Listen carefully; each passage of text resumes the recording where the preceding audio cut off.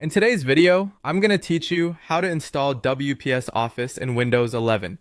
We'll walk through downloading the installer from the official website, running it safely, and launching the suite so you're ready to create documents, spreadsheets, and presentations.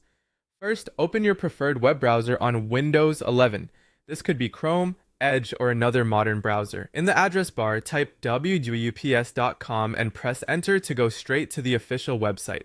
It's always a good idea to double check the address to make sure you're not on a lookalike page. On the home page, find and click the download button. If you're asked to choose a platform, pick Windows. Your browser will begin downloading the installer, and you'll see the file appear either at the bottom of the window or in the browser's downloads panel. Wait for the download to finish before moving on. Next, open the installer. You can click the file directly from your browser's download area or open File Explorer and go to your downloads folder. Look for a file named something like wps/office inst.exe and double click it. If you don't see it right away, sort the folder by date modified so the newest file is at the top. When Windows asks for permission to make changes, click Yes. This is the standard user account control prompt that appears for trusted installers. Because you downloaded WPS Office from the official site, it's safe to proceed. After you allow it, the installer window will open. Inside the installer, click Install Now to begin.